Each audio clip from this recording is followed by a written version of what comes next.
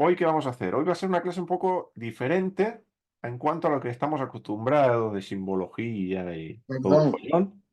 Shalom, hermano. Bienvenido. Shalom. Y lo que vamos a hacer un poco de geografía bíblica. Bien, entonces aún no hemos entrado en el terreno de geografía bíblica, pero hoy vamos a entrar. ¿A través de qué? A través de los 4 ríos que se mencionan en este relato, que ya es el siguiente verso que nos toca analizar, o los siguientes versos que nos tocan analizar, de forma, como sabéis, positiva. Entonces, vamos a ir viendo qué ríos son. Vamos a ver diferentes hipótesis, porque en este terreno hablamos siempre de hipótesis. Bien, no hablamos, salvo en uno de ellos seguro y otro probable. em, el resto hablamos de hipótesis. Analizaremos los ríos a la luz de fuentes extrabíblicas, es decir, que han opinado, que han pensado, pues por ejemplo, el historiador Flavio Josefo, cómo han considerado eh, autores judíos también, sabios judíos. Permitidme que en la lista, en la sala de espera hay gente. Ahí estoy dando la bienvenida de vuelta. Mila, no sé por qué estaba otra vez. Vale. Ahí estoy. Muy bien. Entonces, veremos cómo han visto, como decía, sabios judíos, Rashi, otros eruditos dentro del judaísmo, esos ríos, en algunos casos, porque en otros apenas hay información divergente, sino que más o menos todas las fuentes coinciden. En el caso de que todas las fuentes coinciden, no voy a estar aportando fuentes, no tiene sentido. Las aporto cuando aportan diferentes opiniones sobre la ubicación de estos ríos o la localización de estos ríos. Bien, y por tanto la localización del jardín, porque lo que se ha pretendido o cómo se han usado estos ríos, básicamente es para decir, el jardín estaba aquí.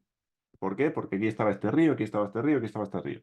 ¿Vale? Entonces, más o menos el uso que se ha hecho de los ríos, desde un punto de vista literal, y estamos abordando esa perspectiva ahora, Em, y creo que es interesante empezar desde la literal en este caso, para luego ubicar el jardín, y entendiendo que el jardín tiene unas dimensiones muy especiales, muy particulares. Normalmente pensamos en el jardín como una parcela muy pequeñita y de pequeño no tenía nada. De pequeño no tenía nada. Mínimo tenía 3.000 codos por cada lado y unos 12.000 codos, perdón, estadios y unos 12.000 de perímetro, si es que no tenía 12.000 por cada lado. Bien, por lo cual nos estamos moviendo a unas distancias realmente grandes y bueno, hablaremos al final de la clase si hay oportunidad de estas dimensiones. Entonces aprovecho, antes de presentar, para dar la bienvenida a Uri, se ha incorporado, Silvita, bienvenida, mi esposa y mi hermano César, bienvenidos y nos vamos con la presentación acerca de los ríos. Vale, doy por sentado que se está escuchando bien. Nadie me dijo nada, así que entiendo que se está escuchando bien y que la presentación también se está viendo, así que vamos adelante con ella. Vamos con los estudios bíblicos positivos. Seguimos, recordar, dentro del capítulo 2 de Génesis, hablando del jardín. Es decir, estos ríos tienen que ver con el jardín. Dentro del jardín habíamos hablado del significado del jardín, la ubicación del jardín, que en parte es lo que estamos tratando hoy, y el contenido. ¿Sí? Estos ríos también, aunque salen fuera del jardín, forman parte también del contenido del jardín, porque es desde allí, en principio, desde donde se dividen. Bien, y por lo tanto, parte del recorrido lo tienen en el jardín también. Así que vamos entonces con esto, los ríos.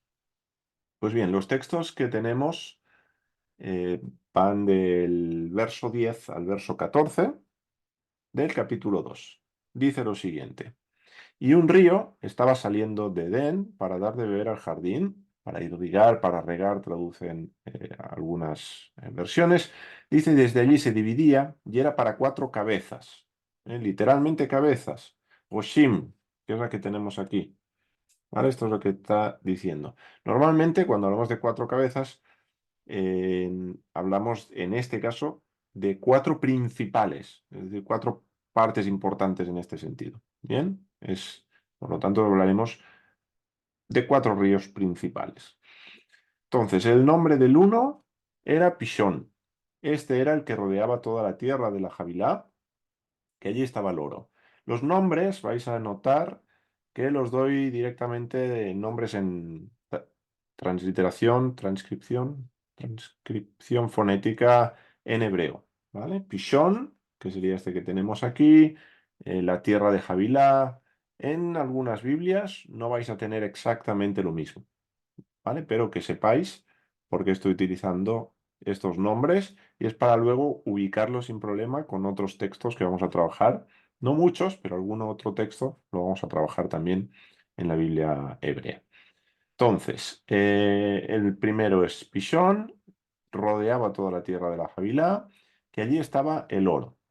Bien, otra cuestión que quiero comentar es que vais a notar el tiempo que allí estaba, era.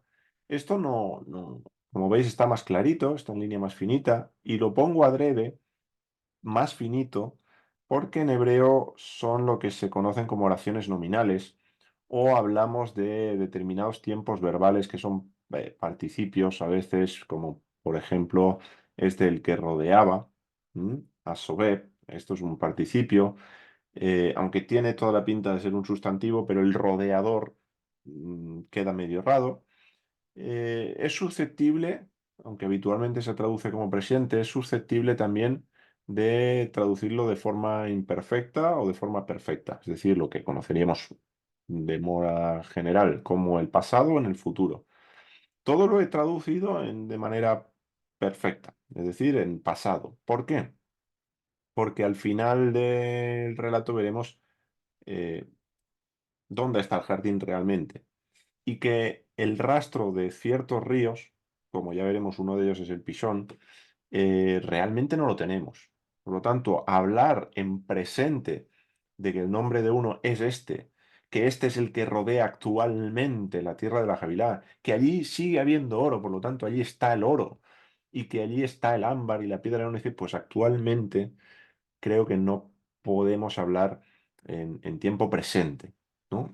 Entonces, por eso he optado por esta traducción, ¿vale? Esto que lo tengáis en cuenta porque también os va a contrastar, os va a chocar con determinadas traducciones bíblicas que no usen este tiempo, ¿vale? Que sepáis el criterio que he seguido a la hora de usar el tiempo y que no creo que sea lo más correcto hacerlo de forma presente, como si actualmente esto continuara siendo así, ¿vale? Entre otras cosas, bueno, ya hablaremos del diluvio, pero se produjeron cambios geográficos. En el futuro se volverán a producir cambios geográficos. Se han ido produciendo cambios a lo largo de la historia, también en la tierra de Israel, que ha sufrido terremotos. Hay terremotos profetizados que van a alterar la geografía del de Israel, con lo cual, bueno, creo que lo más acertado es eso, traducirlo en pasado. Entonces, continuamos, que allí estaba el oro, y el oro de aquella tierra era bueno, y allí estaba el ámbar y la piedra de ónice. Bien, por lo tanto, nos habla eh, de ciertos elementos, el ámbar, que es como una resina, la piedra de ónice, pues una piedra preciosa, que también se utilizaba para las vestiduras del sumo sacerdote. Continuamos en el versículo 13, dice, y el nombre del segundo río es Gijón, no Gijón, ¿vale? Que nadie se confunda, sino Gijón. Nadie esté buscando este río en el norte de España, por favor. Gijón, dice, este era el que rodeaba toda la tierra de Cush. Ya hablaremos de la tierra de Cush. Y el verso 14 dice, que es el último, y el nombre del tercer río es Hidekel. Este era el que andaba al este de Ashur. Y el cuarto río era el Prat. Vamos a hablar de cada uno de ellos porque tenemos estos 4. Pishón, Gijón, Hidekel y Prat. Estos son los 4 ríos. Vamos a empezar con cada uno de ellos, aunque la identificación de 2 de ellos de manera clara con el Tigris y el Éufrates, que son Hidekel se ha identificado con el Tigris, ya veremos si es así o no es así. Y el Pagat se ha identificado con el Éufrates. ¿vale? Entonces, al pensar que esto está muy claro y que estos dos ríos son así, sí o sí, a partir de ahí, las tierras que además se han mencionado en estos versos, pues como os decía al inicio en la introducción, han incitado la búsqueda del jardín, sobre todo por la zona de Mesopotamia, tanto la Alta Mesopotamia, la Baja Mesopotamia, como algunas otras teorías. Entonces vamos a ver qué puede haber de cierto en todo caso en ellas, si es que hay algo de cierto. Y la forma es como os he comentado, viendo río por río, empezando en fuentes extrabíblicas, viendo luego si hay fuentes bíblicas, otros textos de las escrituras que nos hablen de estos ríos, y si es así, dónde los ubica la Biblia, que creo que esto también es muy interesante a la hora de hacer este estudio, este análisis de los ríos y conocer un poquito más acerca del jardín y su posible ubicación. Entonces empezamos con el Pisón, el primero que menciona el texto bíblico, y vamos con fuentes extrabíblicas. La primera de ellas, Flavio Josefo. Flavio Josefo fue un historiador judío y escribió, entre otras cosas, un libro llamado Antigüedades de los Judíos. Y en este libro o conjunto de libros, porque tiene varios libros, varios primeros, segundo, tercero, etcétera, nos dice lo siguiente, hablando de este río. Dice, y Pishón, que denota una multitud, esto lo saca pues del significado que podría tener en hebreo, dice, corriendo hacia la India, bien, fijaros el territorio hacia el que lo ubica, corriendo hacia la India, hace su salida al mar, por lo tanto lo hace desembocar al mar, y es por los griegos llamado Ganges, con lo cual claramente se está identificando al río Pishón, no que lo sea, sino que Flavio Josefo lo está identificando claramente con este río, con el Ganges. Los Targumín, que ya hemos trabajado con los Targumín en alguna otra ocasión, que son esas traducciones arameas, pero traducciones interpretadas o comentadas del texto hebreo. Tanto en Neofiti 1 como Pseudo Jonathan, lo que nos dice es prácticamente lo mismo. Dice el nombre de uno de ellos es Pishón, es el que recorre y rodea toda la tierra de la India, así que de vuelta tenemos esa ubicación geográfica. Y también el Pseudo Jonathan nos dice lo mismo, el nombre del uno es Pisón, es el que rodea todo el país de la India. Por lo tanto, Flavio Josefo, los padres de la Iglesia continuaron con la comprensión de que este río era el río Ganges en la India, ¿vale? Y por lo tanto, esta sería la ubicación del Pishón, según estas fuentes que, insisto, fuentes extrabíblicas. Entonces, aquí tenemos un mapa que lo iremos viendo para ubicar cada uno de los ríos. Entonces, aquí lo que tenemos es el mapa de la tierra de Israel, la actual tierra de Israel. Aquí tendríamos pues la península del Sinaí con Egipto. Por aquí, todo, por aquí bajaría el Nilo. Bien, aquí tendríamos la zona de Etiopía, Arabia Saudí. Por aquí tendremos luego pues el Éufrates, el Tigris, todo lo que sería Babilonia. Y claro, lógicamente estamos llegando a la India según estas referencias.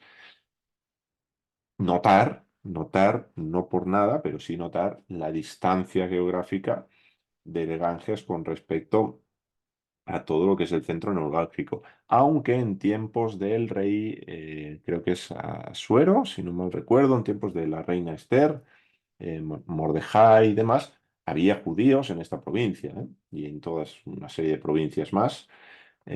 Por lo tanto, bueno, interesante la mención a ese río como el río Ganges.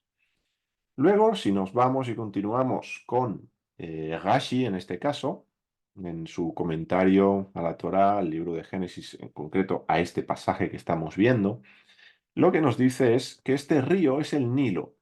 O sea, nada que ver con el Ganges, nos vamos para otro lado.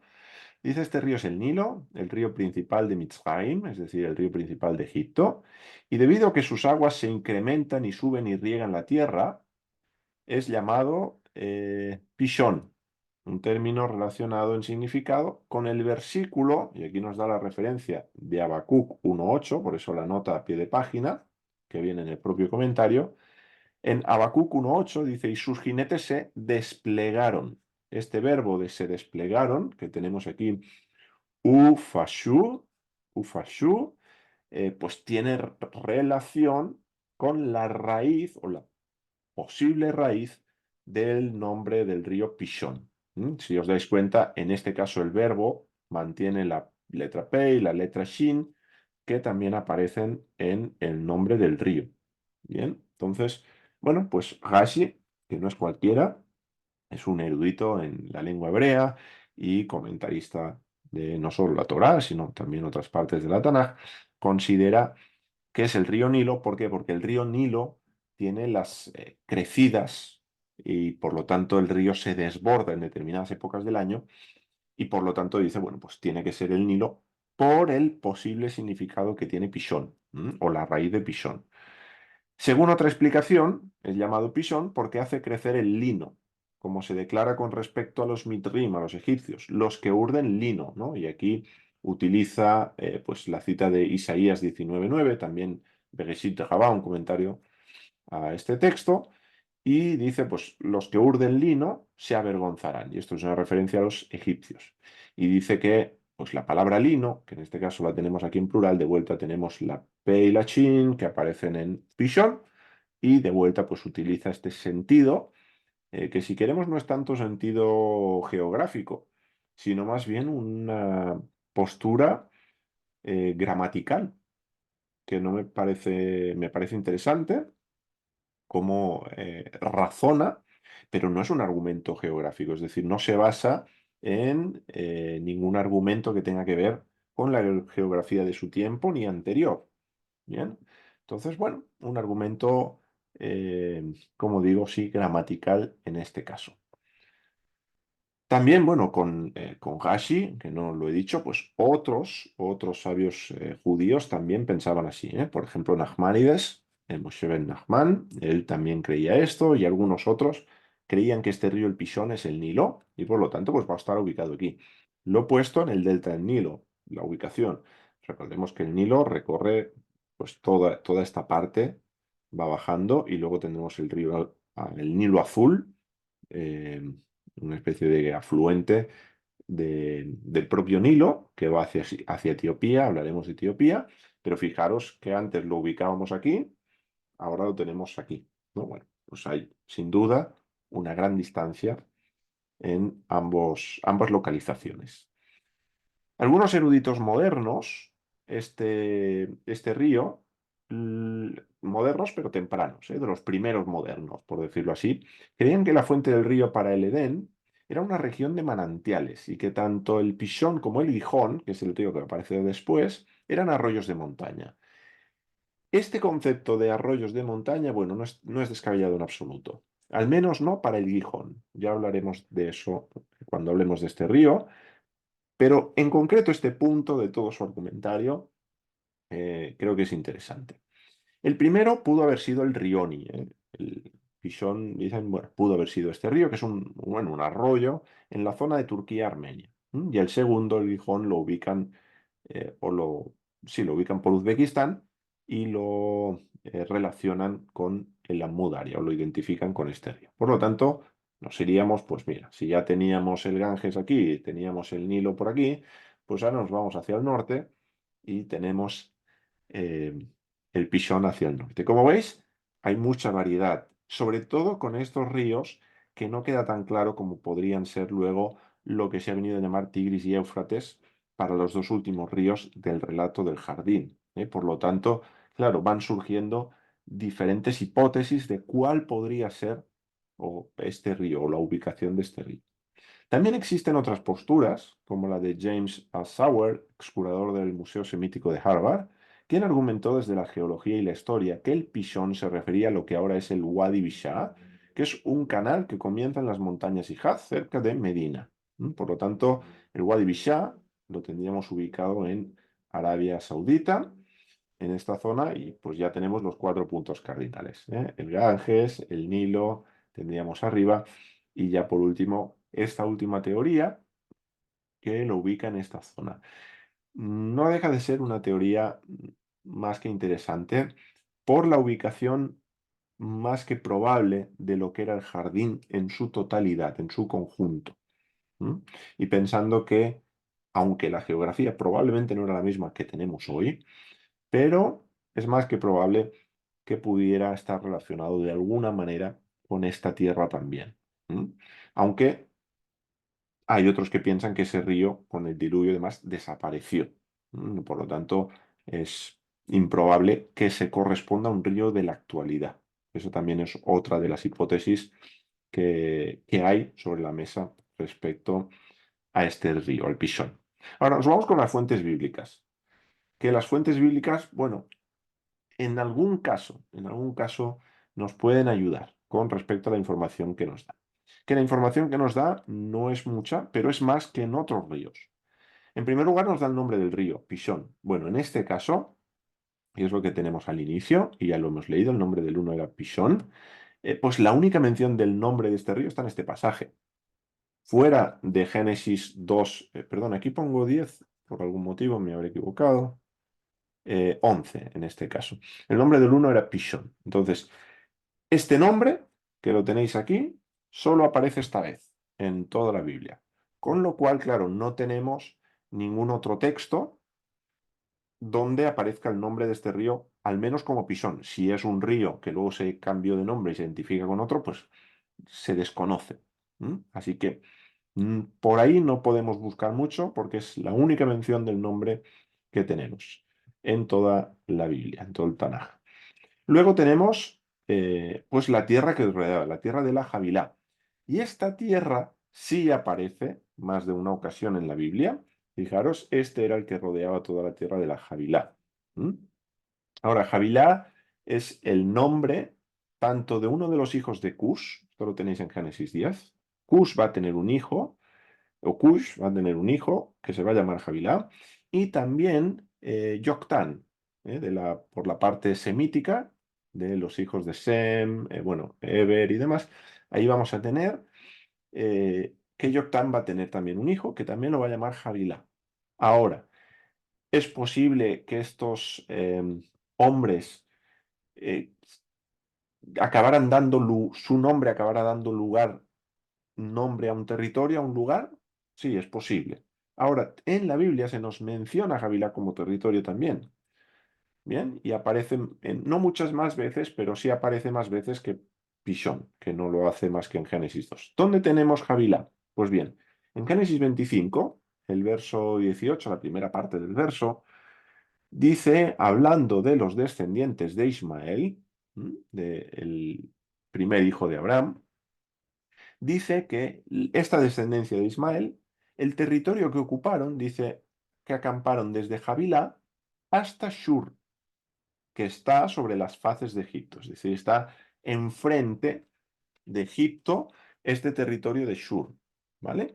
Y lo interesante también es que dice viniendo a Ashur, por lo tanto, de alguna forma en dirección a Ashur, o como si vinieras de Ashur, que Ashur suele identificarse, además de que también es uno de los hijos de Noé, por lo tanto, nieto de Noé, o bisnieto, no recuerdo. Ashur se suele identificar con Asiria. Por lo tanto, bueno, ya tenemos una referencia general amplia, pero que nos da algunos parámetros de los que podemos partir para ubicar la posible localización geográfica del río. ¿Mm? Del río. También tenemos en el primer libro de Samuel, en el capítulo 15, verso 7, bueno, pues nos está hablando del mismo territorio. Y es una batalla que tiene Saúl contra Amalek. Y dice que hirió Saúl a Amalek desde Javilá, viniendo a Shur, que está sobre las faces de Egipto. Es decir, Shur ya nos lo ha localizado, está sobre las faces de Egipto y nos está hablando de Javilá. En los dos textos, aquí perdonad que no os lo he marcado, lo tenéis también en el texto hebreo, Javilá. Tenemos con la preposición mem, por eso es desde, ¿vale? De o desde, que sería esta preposición, y luego el nombre perdón, del territorio, Javilá. Igual aquí, ¿eh? Igual aquí. Entonces, en ambos textos aparece el nombre de ese territorio, que es un territorio vinculado al Pishón. Entonces, si nos vamos al mapa, bueno, a grandes rasgos, sabemos, o al menos hasta donde se cree, que Shur está precisamente en la península del Sinaí, que coincide que está enfrente de Egipto, obvio, sí, viniendo de Israel o viniendo de esta parte, ¿sí? descendiendo de Israel hacia Egipto, por las sendas que había, los caminos que había, pues justo coincide que está enfrente de Egipto, algo que nos da información el texto bíblico al respecto. Luego nos ha hablado de Javilá, que es este territorio, en dirección a Siria, en dirección a Shur. Bueno, a Siria la tenemos hacia aquí. Por lo tanto, si tomamos este punto de partida, esta referencia, y nos vamos hacia Asiria, pues, bueno, tal vez, como hipótesis, el río de la Javila pudiera estar ubicado por aquí de alguna forma. Pudiera estar ubicado por aquí de alguna forma. Algo que coincidiría no tanto ni con el Nilo de manera expresa, por supuesto no hablamos del Ganges, no nos vamos a Turquía ni mucho menos, pero sí con esa hipótesis de que tal vez era algún río que lo han localizado un poco más abajo. Pero quién sabe si no, estando en la actual Arabia Saudí, pues estaría un poco más arriba, suponiendo que todas las referencias geográficas que tenemos de Shur correspondan al desierto de Shur que está en la península del Sinaí, por el cual cruzaron los hijos de Israel y demás. Entonces, bueno, más o menos podría ser este territorio y por lo tanto podría ser un río que está ubicado al menos por esta zona. Bien, esta sería, según las fuentes bíblicas, lo que nos dice la Tanaj en este caso, más o menos el territorio, la tierra de Javila. Y por último nos habla de los elementos. Ahí hay oro, ámbar, piedra y ónice. Claro, em, actualmente no sé lo que queda de esto, porque lógicamente en el comercio del antiguo Próximo Oriente esto se usaba. Por lo tanto, no sé qué quedará de esto y no sé qué pista podríamos seguir con respecto a estos elementos, pero bíblicamente no es que podamos seguir mucho más la pista a esto, porque sí, oro, pues se nos habla del oro de Ofir, y Ofir también fue uno de los hijos de Yoctán, si mal no recuerdo, por lo tanto hermano de Javilá, y es probable que al menos durante un tiempo estuvieran habitando juntos, y claro, si Javilá está vinculado al oro, hablamos de Ofir como el hermano. Todo esto, hipótesis. Suponiendo que fuera así, Ofir es el hermano de Javilá y Javilá dio el nombre a ese territorio y estuvieron habitando por aquella zona, bueno, pues por ahí podríamos tener una referencia, ¿no? Pero luego, en cuanto al ámbar y la piedra de ónice, pues no podemos ubicar el río a partir de estos elementos solamente. Entonces, bueno, estos elementos tampoco arrojan mayor luz sobre un territorio delimitado, concreto, específico. Así que esto es lo que tenemos en cuanto al Pishon, ¿vale? Tanto fuente extrabíblica como vamos de tiempo. Vale, voy a ir un poco más rápido. Fuente extrabíblica como bíblica. Ahora, el Gijón. El Gijón es el segundo río que se menciona y lo que tenemos en fuentes extrabíblicas, pues me voy a la Septuaginta en este caso. No he citado la Septuaginta con el primer río, básicamente porque no aporta mayor información que la que os he compartido, pero sí lo hace en cuanto a este río, el Gijón. Y lo que nos dice en Génesis 2.13, en una traducción al español del griego de la Septuaginta, sí que es una colección de, es Verbo Divino la editorial, dice el río segundo se llama Geón, este es el que bordea toda la tierra de Etiopía. Interesante porque Kushi se suele identificar con Etiopía.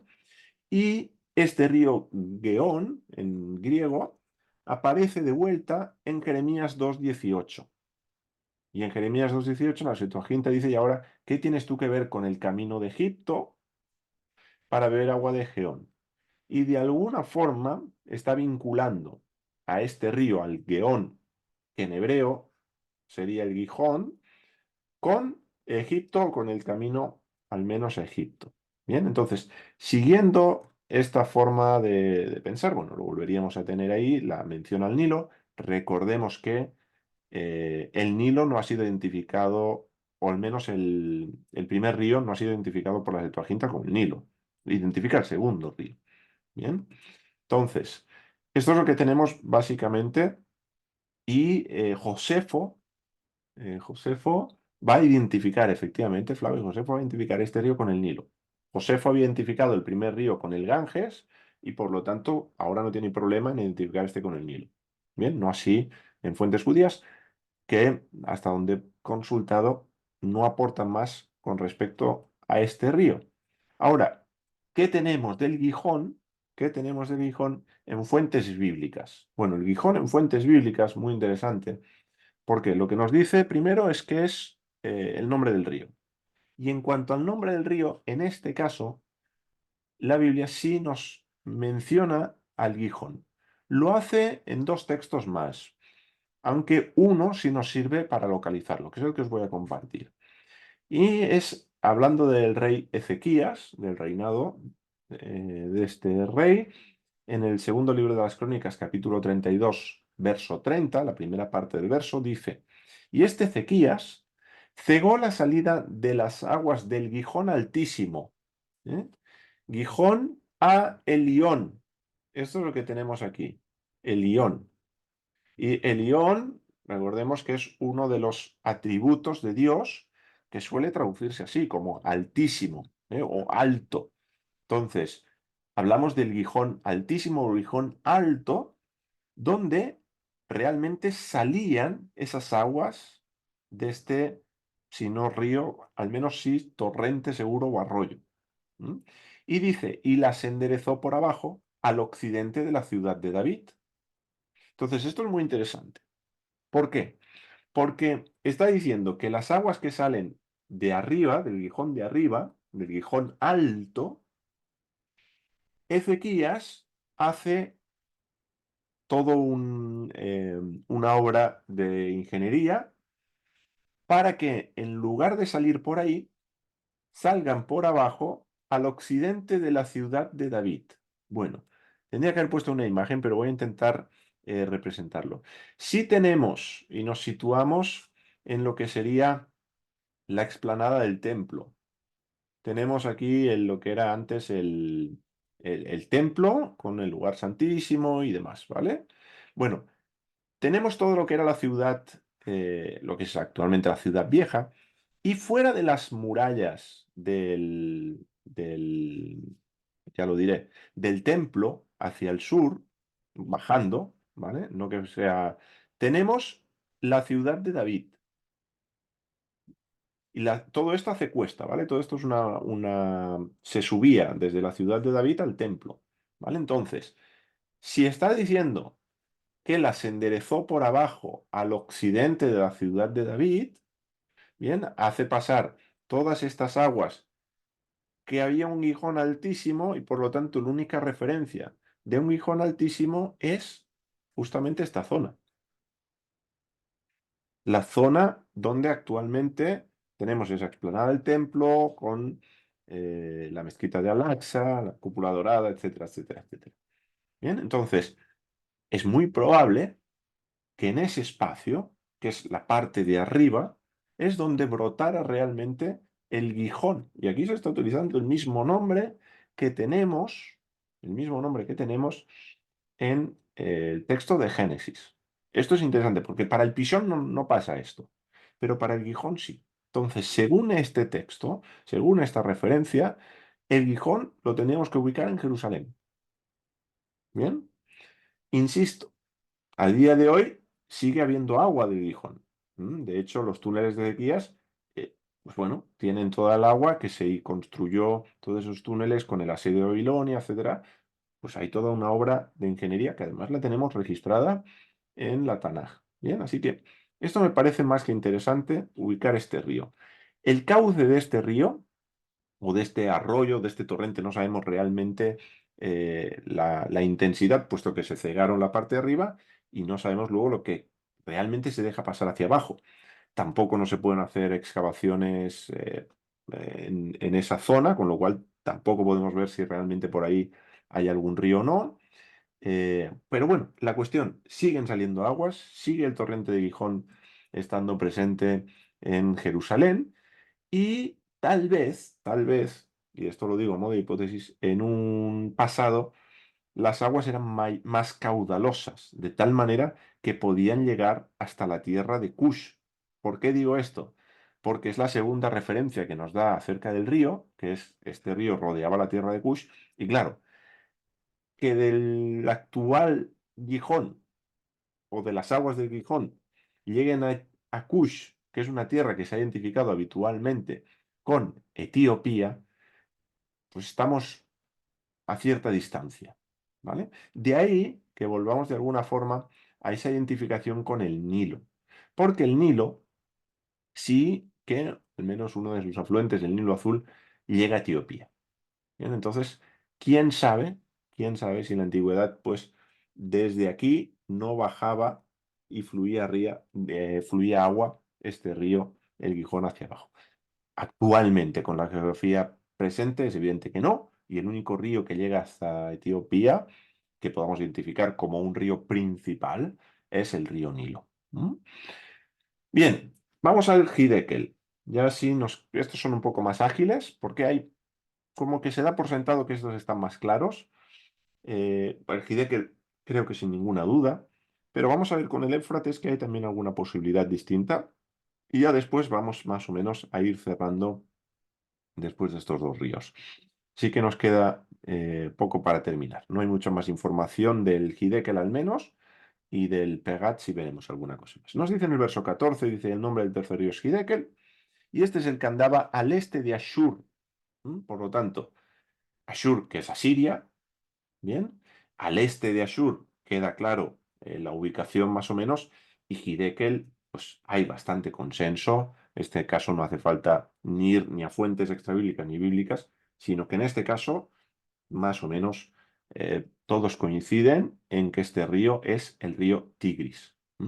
Hay una mención, por aportarla, porque es la otra vez donde aparece el nombre, aunque con un cambio vocálico, que es Daniel 10:4, que nos dice: en el día 24 del mes primero, yo estaba sobre la mano del río grande, es el Hiddekel. En este caso, como os digo, hay este cambio vocálico, esta A por la E que teníamos en el texto de Génesis, pero si nos damos cuenta, al este de Ashur, ¿dónde está Daniel? ¿Dónde ha sido llevado cautivo? ¿Qué ríos tiene cerca?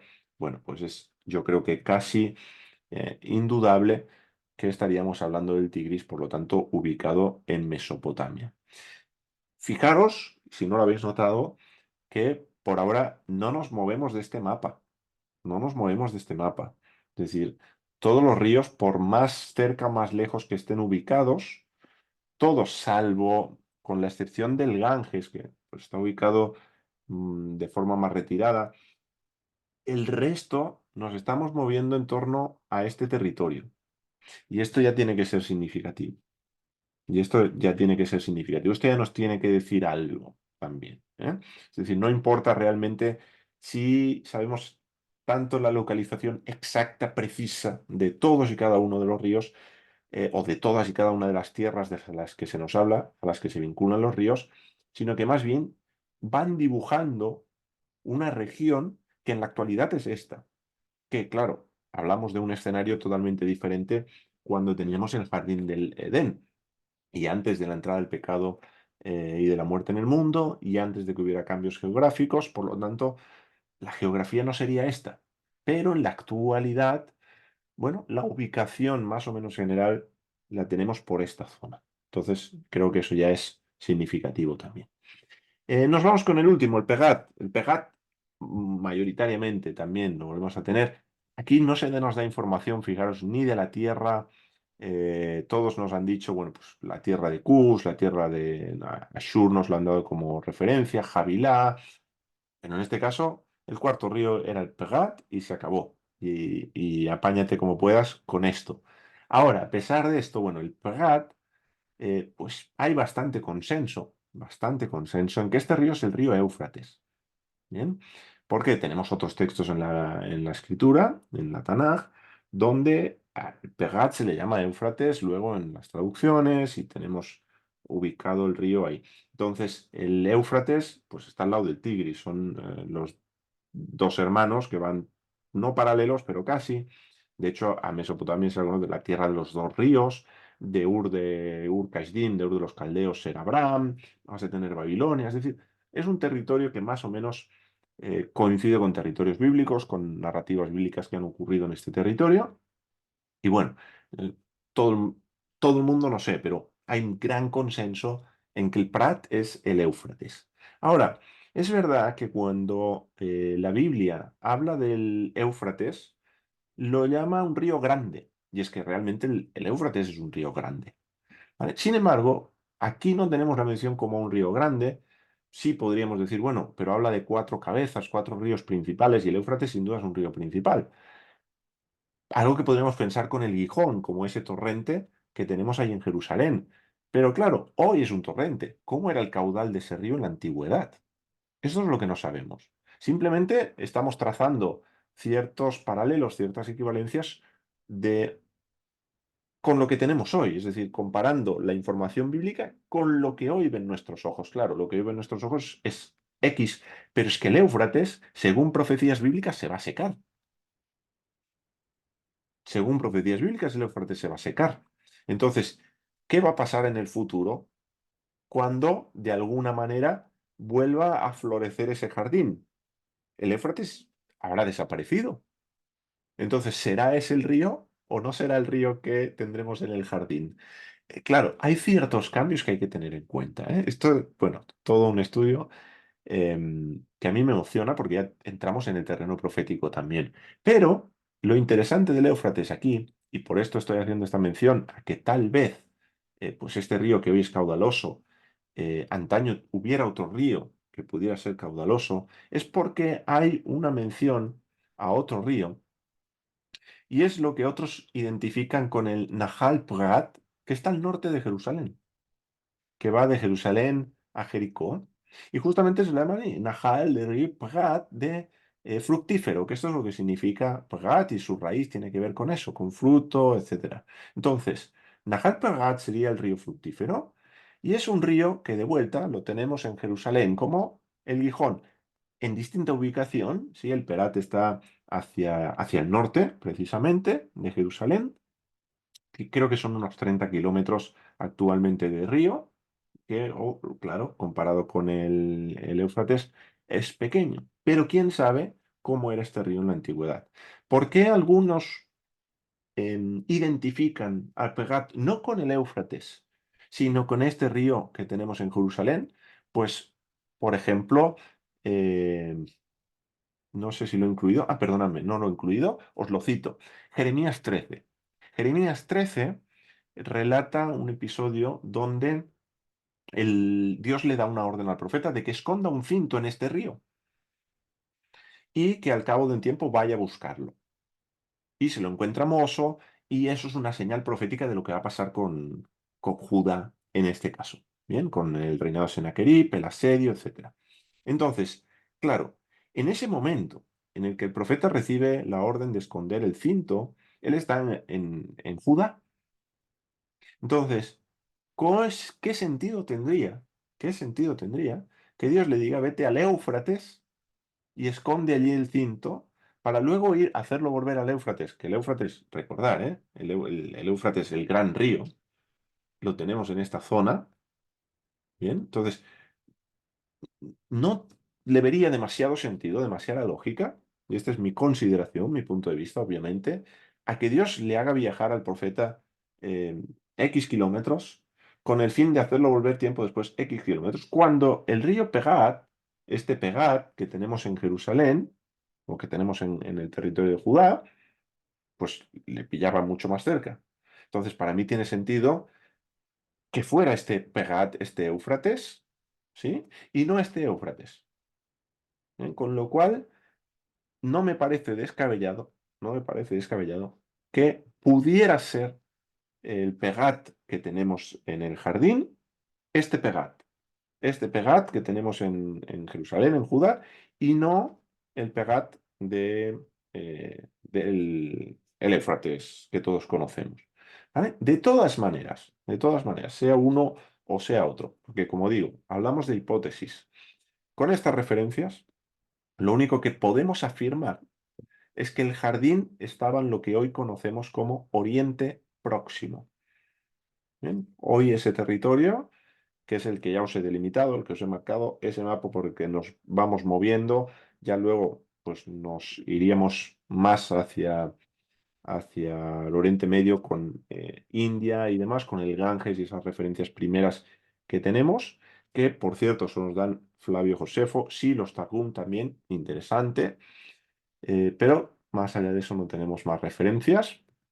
Y lo que sí sabemos también a este respecto es que el jardín, por los paralelos que ya hemos ido trazando en clases anteriores, es la Nueva Jerusalén. Por tanto, lo que podemos afirmar también es que el jardín no está en la tierra, sino en los cielos. A día de hoy no tiene ningún sentido, perdóname que vuelva al mapa, buscar el jardín en ninguna zona de, de la tierra. No está. No está y no se va a encontrar. Bien, sino que hablamos de esa Nueva Jerusalén que tenemos en el libro de Apocalipsis, de los cuales voy a leer apenas algunos versos y con ellos cerramos la clase de hoy. Voy a leer de Reina Valera 1960. Acordaos que siempre que sea, especialmente cuando hablamos del llamado Nuevo Testamento, que son textos en griego y que en algunos casos hay unas cuantas variantes textuales, entonces yo ahí ya me pierdo, con lo cual pues os pongo la Biblia de la que he tomado, la traducción bíblica de la que he tomado, y bueno, si veo alguna cuestión, porque consulto el griego hasta donde llego, aunque sea con un interlineal, pues si hay alguna cuestión que no se ajusta, os la comento, pero de entrada tomamos de esta traducción bíblica. Dice, yo, Juan, vi la santa ciudad, la nueva Jerusalén, descender del cielo de Dios, dispuesta como una esposa ataviada para su marido. Por lo tanto, aquí lo que nos está hablando es una ciudad preparada, que desciende del cielo, desciende de Dios. Recordemos que en la Nueva Jerusalén será donde vamos a encontrar el árbol de las vidas, es donde vamos a tener la referencia también a un río que va a fluir de esa Nueva Jerusalén. Eh, Está la presencia de Dios, es decir, tenemos los elementos que tenemos en el jardín. Estos paralelos los hemos ido trazando y haciendo memoria en varias clases. Bien, por eso digo que el jardín es la Nueva Jerusalén. Y oí una gran voz del cielo, en otros textos pone del trono, ¿vale? Por eso el asterisco aquí, no del cielo, sino del trono de Dios, que decía, he aquí el tabernáculo, la morada, la tienda de Dios con los hombres, y Él morará con ellos, y ellos serán su pueblo, y Dios mismo estará con ellos como su Dios. Por lo tanto, estos primeros versos del capítulo 21 nos están diciendo que esta santa ciudad, esta nueva Jerusalén, desciende del cielo, está en el cielo. En el cielo, entendiendo cielo como la esfera de Dios, donde está Dios, donde está el trono de Dios. Bien. Luego, en los versos 9 y 10, nos dice, vino entonces a mí uno de los 7 ángeles, uno de los 7 mensajeros, que tenía las 7 copas llenas de las 7 plagas postreras, y habló conmigo diciendo, ven acá, yo te mostraré la desposada, la esposa del Cordero. Y dice, y me llevó en el espíritu a un monte grande y alto. ¿Mm? Puede ser que este monte grande y alto fuese eh, la misma gran ciudad, la misma gran ciudad, y que él ve la ciudad desde la ciudad. Bien, recordemos, si tenemos buena memoria, si no, echad un vistazo a las clases anteriores, cuando hablamos del GAN, del jardín, de lo que era un paraíso, que nos mostraba una imagen en la Wikipedia de creo que era un grabado, si mal no recuerdo, donde lo que se veía era una montaña, un jardín como una montaña. Y en un texto de Ezequiel, al menos uno, nos hablaba del jardín del Edén como el monte de Dios, como el monte de Dios. Y bueno, podríamos hablar de la revelación de Dios en los montes a lo largo de la Escritura, que es muchísima, ¿eh? Empezando desde el Sinaí, pues Dios se va revelando en los montes y el Sinaí, si entramos en detalle a analizar el Sinaí y la manifestación que hay ahí en el Sinaí, el embaldosado que aparece en un momento determinado, es morada de Dios, es casa de Dios, de una forma muy clara, muy evidente. Al menos, aunque sea de vuelta a algo parcial o algo temporal que ocurre en ese momento, pero se manifiesta de forma clara. Entonces, bueno, interesante que aquí tenemos también la referencia a un monte grande y alto. Hablamos de profecías donde está anunciado que Israel será cabeza de los montes. Y los montes tienen que ver con reinos. Lo trabajaremos y lo hemos trabajado, lo hemos mencionado más de una vez. Entonces, bueno, es probable que fuera esta nueva Jerusalén, ese monte, y me mostró la gran ciudad santa de Jerusalén que descendía de vuelta. Tenemos la misma referencia que descendía del cielo de Dios. Bien, entonces, como os decía al inicio, vuelvo al mapa un momentito, voy a borrar estas referencias que tenemos aquí. En Génesis 15, a Abraham se le habla de cuando Dios corta un pacto con él, al final del capítulo 15, le dice toda la tierra que va desde el río de Egipto, que sería en este caso, sí, bueno, un poquito más para acá, el río Nilo, y habla del Éufrates, y en este caso sí lo habla del el río Grande, ¿m? El río Grande, por lo tanto ahí sí creo que no sería este Pegat en Jerusalén, sino que sería esto, pues dice que toda esta tierra que tenemos aquí, dice que se la ha dado a la simiente de Abraham. Entonces, en esta tierra entra lo que conocemos como la Nueva Jerusalén a la luz de Apocalipsis. En esta tierra entra el jardín. ¿M? Por eso, teniendo en cuenta que ha habido cambios, y así dejo de compartir para dar tiempo a preguntas, teniendo en cuenta que ha habido cambios geográficos y que ha afectado a todo lo que sería eh, pues, la ubicación de los diferentes elementos, teniendo en cuenta que el jardín no está, estará, estaba, se fue y volverá. Teniendo en cuenta todo esto, lo que nos tenemos que quedar es con esa ubicación genérica, más que buscar una localización precisa o que acudir a fuentes donde sí o sí digan, aquí está el jardín, hemos descubierto el lugar del jardín, porque el jardín no mide eh, una parcelita pequeña de, como estamos acostumbrados en nuestra casa, ni es un jardín pequeño, es un jardín que, como digo, tiene 12.000 estadios según el propio lenguaje de Juan en el libro de Apocalipsis. Y 12.000 estadios es una barbaridad de kilómetros o de metros. Si lo medimos en metros, de metros. ¿Bien? Y nos da perfectamente ese perímetro que está prometido. No solo prometido, sino que ya realizado en el plano de Dios, porque Dios le dirá a Abraham, te he dado o he dado a tu simiente esta tierra. Algo que no es verdad en el momento que Dios se lo dice a Abraham. Pero Dios llama las cosas que no son como si fuesen. Ya lo estuvimos creo que viendo también en alguna clase en el pasado. Con lo cual, en esa zona ubicamos al jardín y cuando movemos un jardín de ciertas dimensiones en ese territorio, ahí vemos que más o menos casi todas las hipótesis cuadran porque no es cuestión de una localización concreta, sino que al ser tan grande el territorio, casi todos los ríos, salvo el Ganges, al menos el Ganges en la actualidad, casi todos los ríos que se mencionan salen perfectamente del jardín, salen perfectamente del jardín. Así que bueno, espero que esto sirva y en próximas clases seguiremos ahondando en el posible simbolismo de estos ríos.